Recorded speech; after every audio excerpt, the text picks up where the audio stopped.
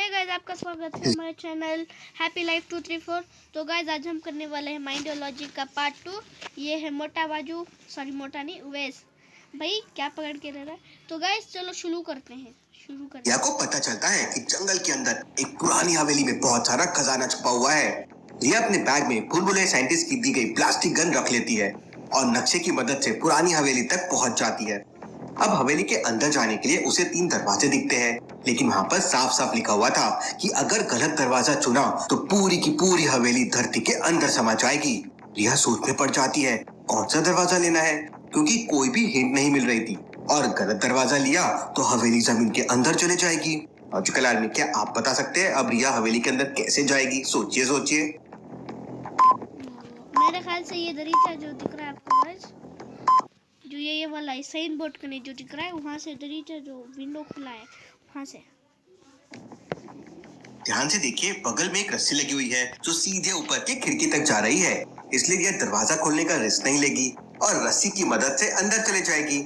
और यह वही करती है, रस्सी की मदद से अंदर चली जाती है। लेकिन वहाँ का नजारा देख रिया के पैरों तले जमीन खिसक जाती है। वहाँ का सारा खजाना खाली हो चुका था और किसी इंसान के पैरों के निशान भी बने हुए थे, मतलब किसी ने पहले ही आके खजाना चोरी कर लिया है। लेकिन रिया समझ जाती है कि वो खजाना चोरी अभी अभी हुआ है और इसलिए रिया उन पैरों के निशान को फॉलो करते हुए आगे जाने लगती है। लॉजिकल आर्मी, रिया को कैसे पता चला कि खजाना अभी अभी चोरी हुआ है? सोचिए सोचिए।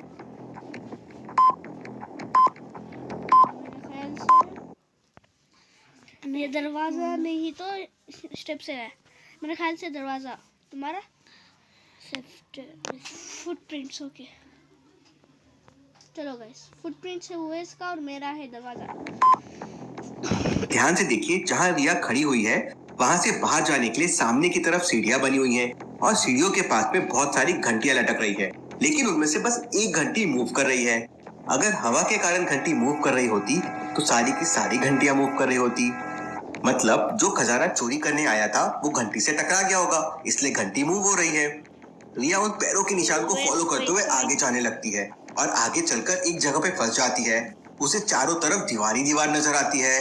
अब क्या करेगी रिया? कैसे बाहर आएगी रिया? रिया सोच में पड़ जाती है कि जरूर यहाँ पे कोई सीक्रेट दरवाजा होगा, लेकिन कहाँ है वो दरवाजा और कैसे ढूंढेगी रिया वो दरवाजा? सोचिए सोचिए लॉजिकल आर्मी। मुझे पता चल गया गाइस, इस टाइमिंग के पास एक लाइन दिख रही है, वहाँ से एक दरवाजा आएगा। हाँ। लॉजिकल आर्मी, ध्यान से देखिए, राइट साइड वाली दीवार पर धूप की एक हल्की सी लाइन आ रही है, इसका मतलब दरवाजा लेफ्ट साइड वाले दीवार पे होगा। रिया अपनी प्लास्टिक गन निकालती है और लेफ्ट साइड वाली दीवार पर फायर करती है। दीवार से टकराते ही बुलेट ब्लास्ट हो जाती है और वहां पर निकलने के लिए एक दरवाजा बन जाता है और रिया वहां से बाहर आ जाती है। लेकिन सामने जंगल ही जंगल था और आगे जाने के लिए रिया को कोई हिंट नहीं मिल रहा था। लगता है इस बार रिया को खाली हाथी वापस जाना होगा।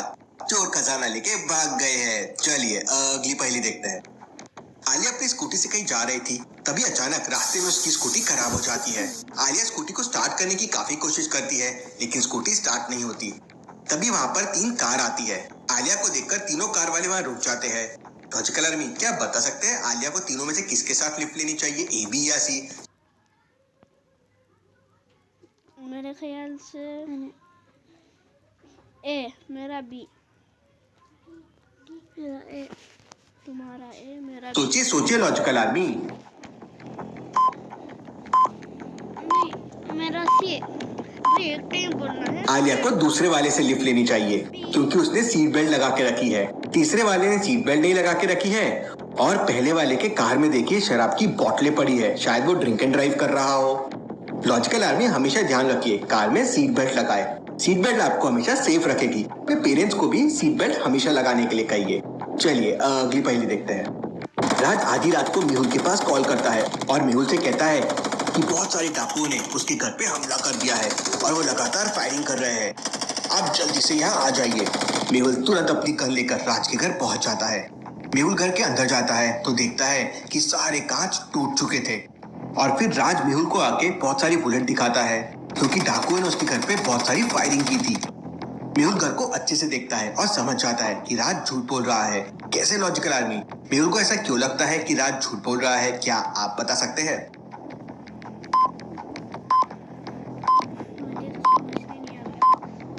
ख्याल से आप देख सकते हैं दरीचे विंडोज जो फूट चुके हैं, वही जो बाहर से मालिक होंगे भाई, उनकी तो परछाई नहीं दिख रही है, वो सिर्फ अगर घर के बाहर से फायरिंग होती तो खिड़कियों के कांच घर के अंदर टूटते, लेकिन आप देखिए खिड़कियों के पास अंदर एकदम साफ है।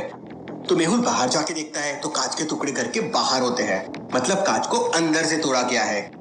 इसलिए मेहुल समझ जाता है कि राज झूठ बोल रहा है। चलिए अगली पहेली देखते हैं। रज्जू को जंगल में रहने का बहुत शौक था, इसलिए रज्जू अपने दोस्तों के साथ मिलकर जंगल में एक नया घर बनाता है। लेकिन अचानक एक दिन सुबह सुबह गज्जू की मौत हो जाती है। पुलिस गज्जू के बाकी तीनों दोस्तों से पूछताछ करती है। पहला दोस्त कहता है, सर सुबह सुबह बहुत बारिश हो रही थी, मैं तो जंगल के बीच में बारिश में नहाने गया था, अभी अभी वापस आया हूँ।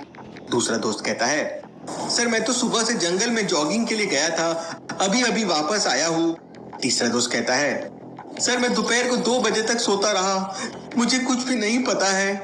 तीनों की बातें सुन पुलिस समझ जाती है कि तीनों में कौन झूठ बोल रहा है। तो क्या आप बता सकते हैं लॉजिकल आर्मी कौन झूठ बोल रहा है, ए बी या सी? सोचिए सोचिए। B C B.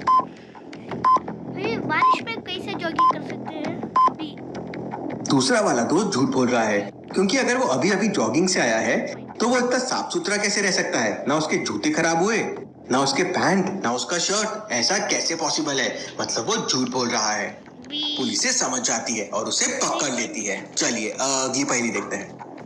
यश एक भूत को पकड़ के रात के करीब 2 बजे अपने घर की तरफ आ रहा था। यश की घड़ी जंगल वाले तालाब में गिर गई थी, इसलिए खराब हो चुकी थी। रास्ते में यश को डिटेक्टिव मेहुल दिखाई देता है। मेहुल अपनी कार से कहीं जा रहा था, लेकिन ये समझ जाता है कि ये डिटेक्टिव मेहुल नहीं बल्कि कोई और है। लॉजिकल आदमी क्या बता सकते हैं यश को ऐसा क्यों लगा? सोचिए सोचिए।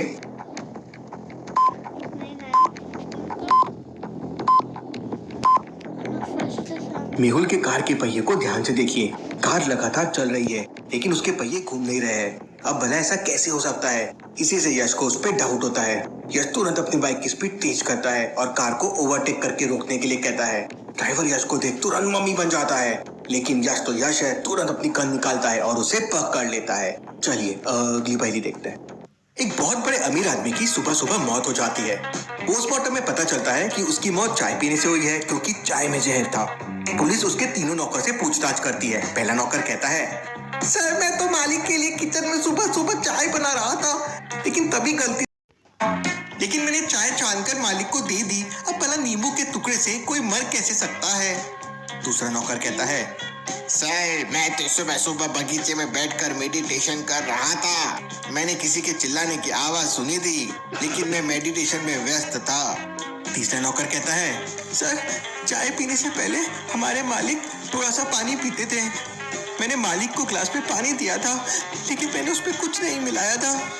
तीनों की बात सुनकर पुलिस समझ जाती है कि तीनों में कौन झूठ बोल रहा है। लॉजिकल आर्मी क्या आप बता सकते हैं तीनों में कौन झूठ बोल रहा है? सोचिए सोचिए और मुझे आपका आंसर कमेंट करके बताएं।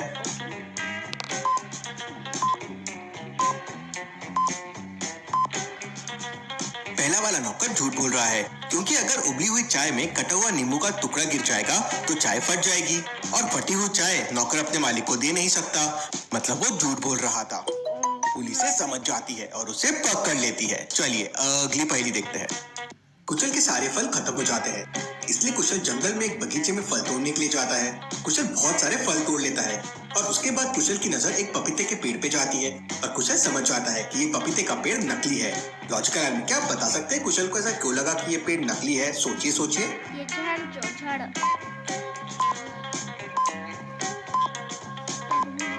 लॉजिकल आदमी ध्यान से देखिए। वैसे तो सारे पपाया साइज में एक जैसे होते हैं, लेकिन ऊपर वाले 2-3 पपाया पक चुके हैं। अब भला ऐसा कैसे हो सकता है? क्योंकि पपाया ऊपर से नीचे नहीं बल्कि नीचे से पकना स्टार्ट करते हैं। इसका मतलब ये पेड़ नकली है। कुशल ये समझ जाता है। चलिए अगली पहेली देखते हैं। तीनों को ध्यान से देखिए और मुझे बताइए कौन रेस में चीटिंग कर रहा है, ए बी या सी? सोचिए लॉजिकल आर्मी। उसकी टांग देखिएगा, टांग एक टांग रोबोट है ना। और मुझे आपका आंसर कमेंट करके बताएं।